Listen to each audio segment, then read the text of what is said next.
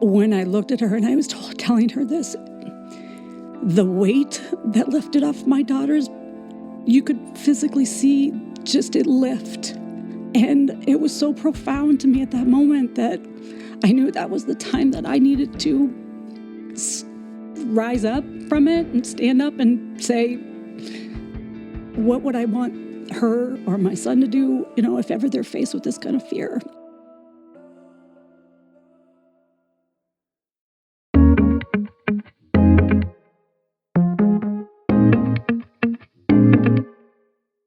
Hey y'all, I'm Kimberly Warner, mama of two, lover of shoes, and serial entrepreneur.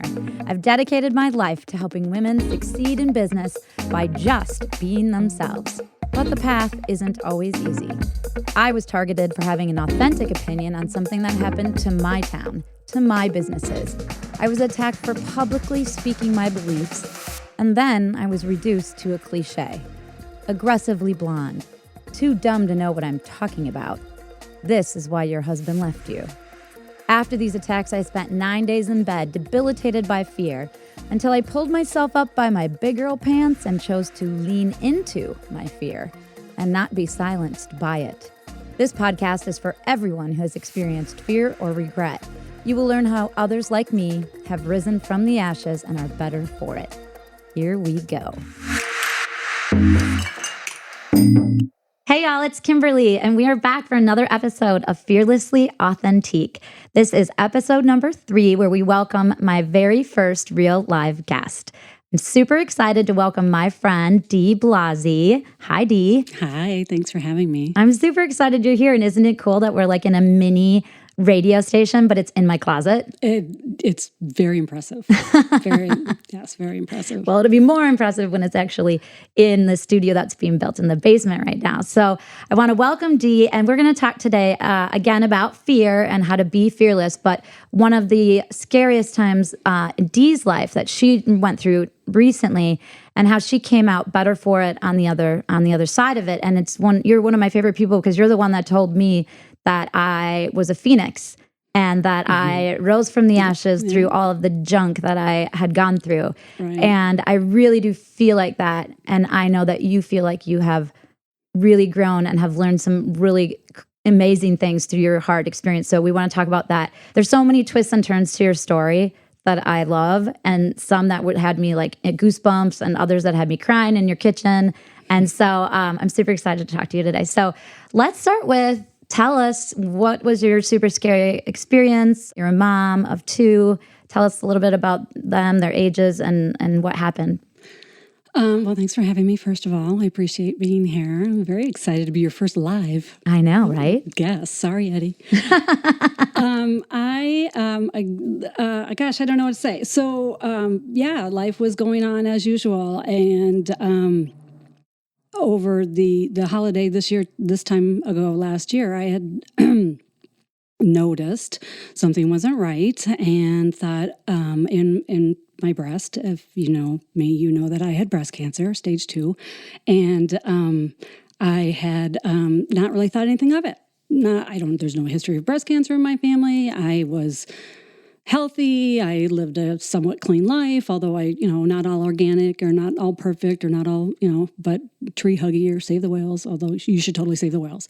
But, thought I was doing life right, and was not concerned that I found this very, very small, palpable lump in my breast. And did you find that like during your own self-examination? Mm-hmm, okay. Absolutely. Yeah. Absolutely. So you were always doing that. Yeah. My mom used to be this is what she did for a living growing up. So we, I was very aware of, that type of stuff. But again, never a concern of mine, never thought it was anything, but scheduled my mammogram. And that was January of this year.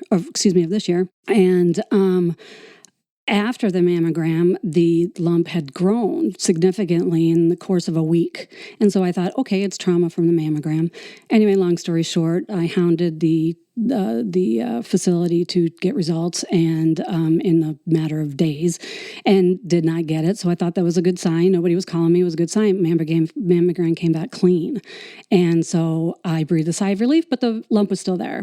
So at that point, I decided to call my mom, which I always yell at her for never telling me her stuff, but yet here I was hiding something from her. But anyway, didn't want to alarm her. I wound up, she told me to, go see my doctor. I didn't have one established in my current town that I live in now. So I went back to my old OB, and he said it was time to have it checked. And so we had it ultrasound, and then the following day had it biopsied.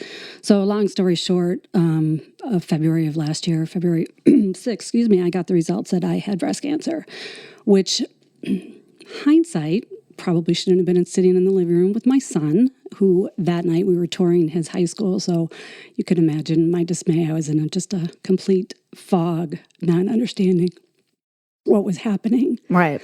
I mean, you get that call and you don't expect it to be the news that you don't want it to be, but yet it can be it, every single time. And so you just... And you're a very positive person, so when you picked up the phone, I'm sure you were thinking that it was just going to be fine, yeah, which is why you took the call next to with your son. Couldn't imagine. And everyone says, not me, not me. Well, I really thought it was going to be something silly, and I was wrong. And at that moment, you become somebody completely different. Yeah. And my husband happened to be out of town that night, and I'm like, okay, so how am I? So my daughter had flu B. She's in the back bedroom sick, and here I am trying to hold the house down and face this massive challenge. Right. And so that particular night, did you get in touch with your husband then? Were you able to get some, did you call anyone? Were you just kind of handling it on your own? Or I had called him later that evening after my son's tour, because I knew I had to tell him. I figured if I can tell him before he gets on that plane, at least it's not driving home. At least it's not 11 o'clock at night that I just throw this, vomit this news on him. So he had some time to process it while he was on that flight back from Dallas. And so, of course, very upsetting. So fast forward, a day or two, and, start making all the appointments. And then that was the point that I thought to myself, well, I can live in this fear. So I started putting, my parents flew out right away within like a couple of days, but they come home to where I have these neon Post-it notes all over my house with all these positive affirmations that you're going to be fine. You're supported by family. God's got you. The universe has you. It's, I had this under control, but everywhere I turned, I had something positive to look at rather than looking in the mirror wondering what was going to come of this. And so that was one of the things that I thought was so cool when I walked into your house. And I haven't been to your house, I don't think, since you were diagnosed, just because of life and COVID and all that stuff. And so I was like, why do you have all these Post-it notes all over? And they have all these like fun sayings on them. They're all so happy. And I'm like, what are you doing? Are you doing this for your daughter? Like, this is cool. I should do this. And actually, my daughter was the one that took all of them and put them up on her mirror in her room after us. So this was all said and done. And thankfully, it was put behind us for the time being. But you had only seen a few of them. So it was pretty stark. With the amount of them that I had all over the place, from bedroom to bathroom to guest bedrooms, everywhere. So I just try to keep myself centered in that, in that faith. Right. And I'm sure a lot of people do. They really do rely on, whether they're new to it or have never, believed in it before. You really get a very up close and personal relationship with God at that moment. Right. When you think, your life is ending.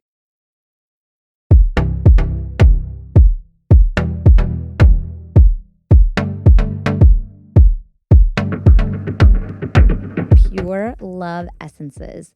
This is my friend Jody. She's amazing. She spent like 17 years doing marketing for financial companies. And then one day she got into her kitchen and she just like wanted to create like the perfect perfume for herself.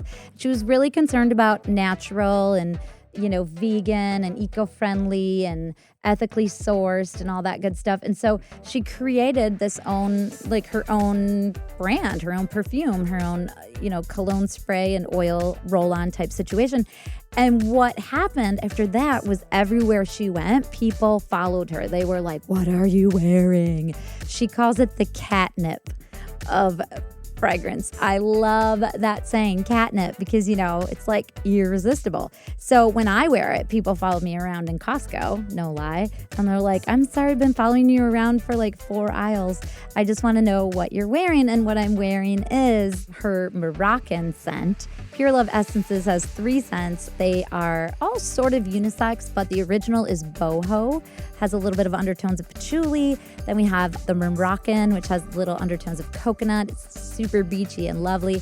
And then there's Rebel, which is for men, and it's leathery and it's sexy and it's hot. And you definitely want to get it for your man. And we are coming upon the Christmas season, so check out pureloveessences.com.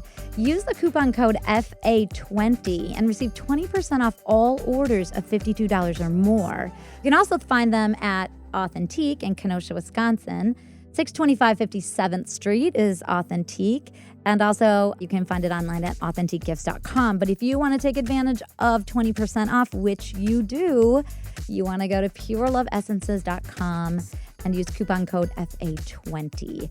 You are going to love this natural, amazing scent. Please check out my friend Jody. She's amazing. Love this woman, local, and also just a really decent, beautiful human being. pureloveessences.com.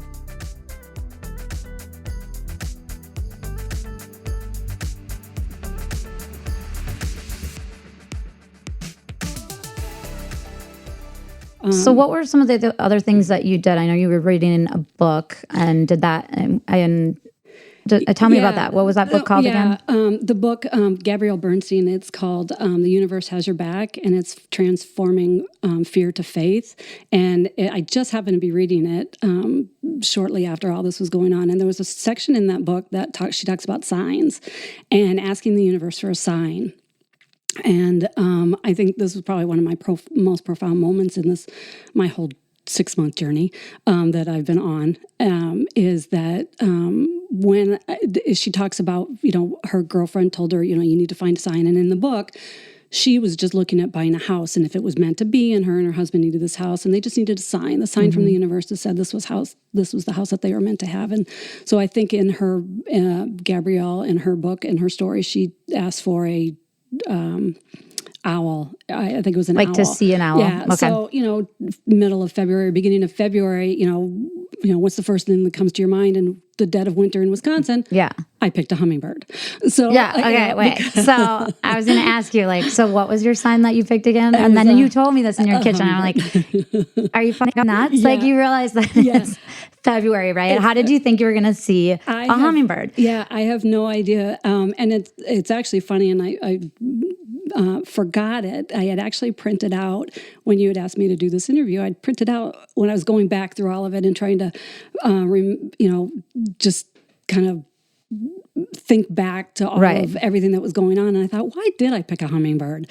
Well, I was pretty blown away by the meaning behind it. And unfortunately, I don't have the paperwork here, but it talked about resilience. And just, it was really very apropos to the fact that I had picked this particular spirit animal, if you will. So you picked the hummingbird as the sign, and you wanted to see it. And if you did, then what? So explain to... So I had asked the universe, God, show me this sign, my hummingbird.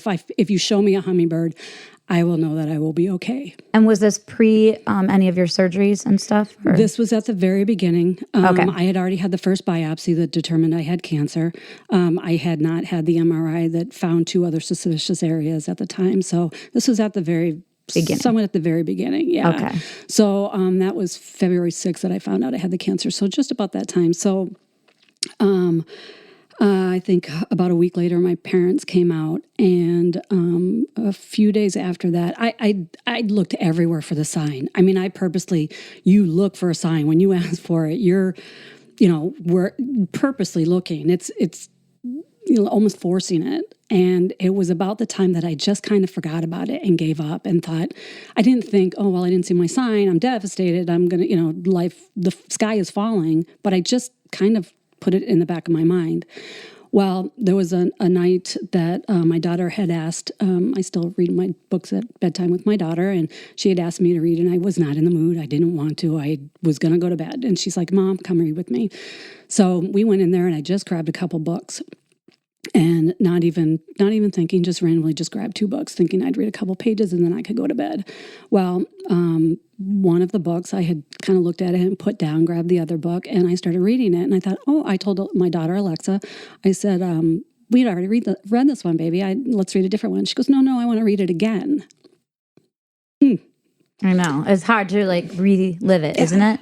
Every time I talk about my experience on a stage or in front of other people, and it's so hard because you're literally back in that moment when you talk about it. So I started reading the author's notes in the book. I was going to say, you told me that you read something, like you were like, I'm going to teach her something. Let's read about the author. And I was like, why would you do that? And I thought, why am I reading about the author? And I'm like, let's skip through it. And I'm like, no, I'll go back. And then I'm telling this myself in the head, I'll go back because, maybe, just again, still educating her, still reading and doing all that kind of stuff. And why it was an American Girl doll book, or I don't even know what it was. And so started reading that. And no sooner did I closed the book, I had the book, went to the first chapter and thought, oh no, I'll go back. And when I went back and turned the page, there was a hummingbird right in the corner of the page. Right. And so it was like, was it the sign of the book publisher or something like that? No, it was just some artwork that was in the book that I had never seen before in all the times I had read this book. And so, of course, doing what I'm doing now, I started crying. I mean, because how does that feel? Yeah. Well, how does it feel when you finally see the sign that you've been asking for, and then you don't get it, and you don't get it? And I mean, when I asked you in your kitchen, like, why did you pick a hummingbird in the dead of winter? I'm like, did you no, you weren't going to see one? Like, that's such a crazy thing. I don't know. And you said you didn't know. It just popped in your head. And I had no idea. I mean, it could have been a set of numbers. It could have been, something that I'd seen every day. Right. Knowing that, okay, I'm going to see that every day. Right. A coat, whatever. It could have been anything. Right. But when I was sitting there and just hysterical crying, of course my daughter was quite alarmed, like, what's wrong? And I said, no, these were happy tears. And she asked why, and I said, because God gave me my sign. Yeah. And so you explained to her what you've been explaining to me about how you'd kind of gone through this book, and you wanted to pick a sign, and you wanted to know that you were going to be okay. And you picked a hummingbird, and you hadn't seen one in several weeks, and now you're reading a book with her, and just there it was. Yeah. And so when I looked at her and I was telling her this, the weight that lifted off my daughter's, you could physically see just it lift. And it was so profound to me at that moment that I knew that was the time that I needed to rise up from it and stand up and say, what would I want her or my son to do, if ever they're faced with this kind of fear? And so that was my eye-opener to think, this isn't just about me. This is about them. And I don't know what they're silently suffering, as your loved ones usually are when it's a circumstance like this. And especially kids, I think, because, me going through a divorce is definitely not anywhere near having cancer. But I always felt like, should I tell them? Should I not tell them? What do I say? How much information do I give? How little information do I give? I don't want to alarm them. I don't want to scare them. But then you want to be honest too, and so you want to do right by your kids, but then that was the most poignant thing when you were telling me the story, is that you could see the weight literally fall off of Alexa. And if you have ever seen her, she's a tiny little bug. I mean, she probably weighs like 10 pounds, I swear. But to see that heavy weight, like just escape, for her to know that you had the faith, and whether it's God or Buddha or whatever, the spirit, the universe, whatever, everybody needs a higher power, something to believe in, and something to ask for a sign for. And so I thought that was the coolest part, because then Alexa, from then on, probably was a lot more confident in the fact that you were going to be okay. Right. And with the Post-it notes, I mean, knowing that she's taken all of them and then she reads them, and she and my son too, I know he hears, he doesn't probably acknowledge it as much as she does, but she's I am woman, hear me roar, and she's going to be a reckoning. You know, I mean, she's Yeah. gonna, you know, she's gonna be one of those. She's gonna be a force. Yeah. And I hope I have taught her that and shown her that with all the adversities that she's going to face or they're going to face in life, that, you know, it depends how you look at it, what you believe is going to happen, because it's all determined already. Right. But how are you going to face it? How What are I you going to really rise love, from it? what I really love too, is that the Post-its are something tactical. So, you know, Dee and I met through the direct selling company that I work for, and she came to work for our company, not directly for me, because that was in the very beginning, and I was too afraid still to ask people to come join me. So somebody else asked her. So like an idiot, I felt like such an idiot, and then we became friends. But and we've been friends for many years now, and have gone through a lot of hard things together. And even when I don't see you or talk to you, you know, for weeks at a time, we just kind of pick up where we left off. And I love that about friends, because you don't have that with everyone. Yeah. But the tactical thing, so when I would train for our company, direct sales, I always wanted to talk about tactical things that you could do in your business. Like, you always want to tell people, you know, you can give them all the inspiration you want and the motivation and the stories, but unless you give them some tactical roadmap or something to do that's going to help them succeed or achieve what they want to achieve, it never felt as authentic for me. I always wanted to give tactical things. So that's what I love about the Post-its, is that it's a tactical thing that now she's 12, right? Okay. At 12 years old, Alexa can take forward through her mid-teens and then, you know, into her teenage high school experience, like my Maddie is going through, and use that tactical, you know, Post-it note writing and positive affirmations and doing something to really flip the script in your brain. Because, you know, they always say, oh, you have to just put a new script in your brain. Stop telling yourself you're fat or ugly or dumb or this or that. And after, you know, 45 years of telling yourself something, it's really hard to flip a script. So when you teach them at a young age this tactical step, that's why I love the Post-it notes so much. I thought it was so cool. Well, I've always believed you write it down.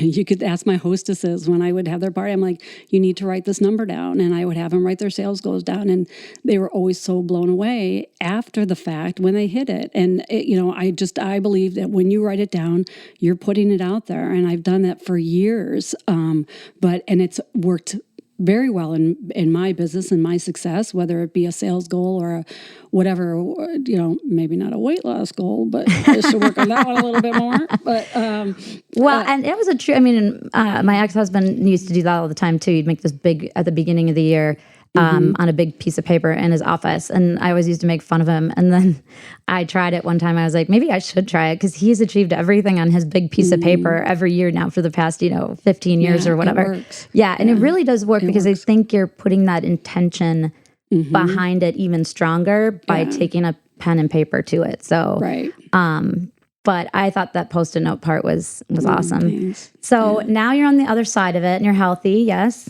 Yeah, and the Post-it notes distract away from if my house is dirty, nobody's noticing it. Oh, that's another good. That's good. Yes, you don't see all the dishes in the sink. Yeah, because you're like, look at that really pretty pink Post-it. I love it. It's so bright and fluorescent. It's a conversation starter, and then you don't have to go, oh, don't look at my floor. Don't look at my sink. All the dishes in it. But so tell us about your health now. You're good. You're healthy. I'm great. Yeah, I'm great. I have my 6-month checkup actually next week, so I know that I am healthy and I am cancer-free.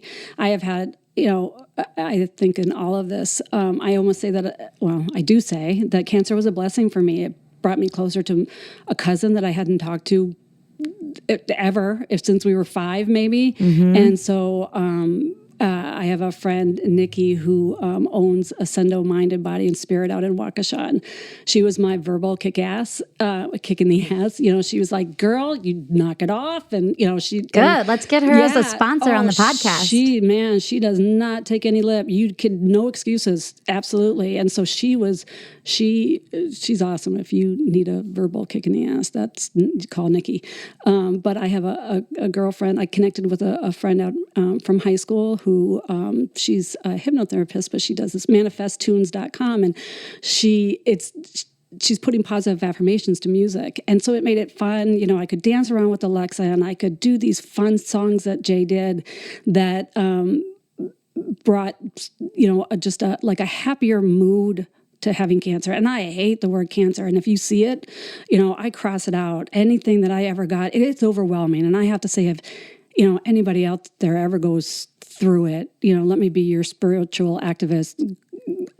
Get a Sharpie black marker and cross out every single cancer word you see. Yeah, because I'm sure it's like you're driving down the road and then you see like, a billboard or something and it's about cancer. And then, because you just notice it more. The word is so scary. And so, my mom will tell you, she cracks up because all these books that I got from, all the doctors and stuff, I'd cross it out the second I got it. I'm like, it's not breast cancer, it's breast health. And I am changing it. I don't. Awesome. Another tactical thing. I love that. Why?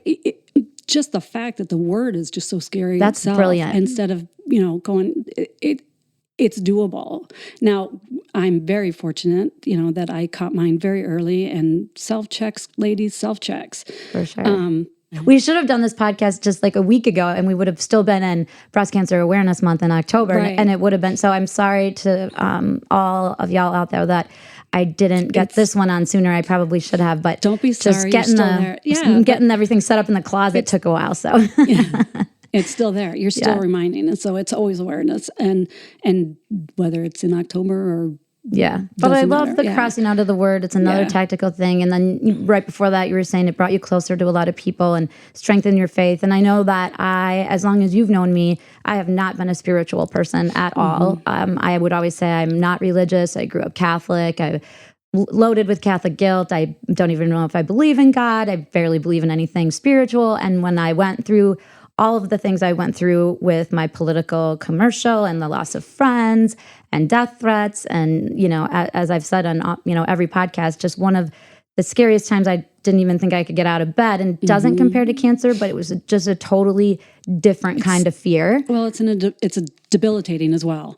So it is a fear, and it doesn't have to be, a physical, something that, because your health is your health. Right. And so whether it's your mind or your body or, your emotions, any of that. For me, it was the mental health, and also the fear and fear for my kids and fear for what could happen to my house and people are going to burn my house down or what have you. But I did find God again. And I grew up Catholic. Like I would pray and believed, and I sang in the choir. And, so I always had a strong faith, or at least had a faith growing up. And somewhere along the line, I lost it.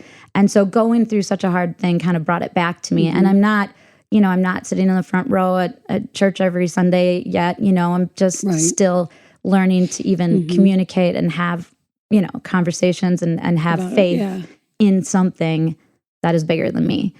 Well, that energy is going to flow to you, and all you have to do is ask for it. Yeah. No matter what it is, no matter what you believe in. And you've always told me that. So that's one of the things that I've been doing now that I haven't done before. Last question, we're going to wrap it up, but I just think this was such a great conversation, and I think you've been so inspirational. You've given other women out there not only reinforcement for, self-checks and getting checked and not putting off mammograms, but also you've given some really great tactical things that if someone is going through this, that they could probably try to help strengthen their faith and strengthen their core, basically, to get through it and come out on the other side. Do you have some sort of aha moment, a big learning, a mantra, something that maybe you didn't have before the cancer that you now have, or that you think to yourself or tell yourself every day, or that you would tell somebody else going through this?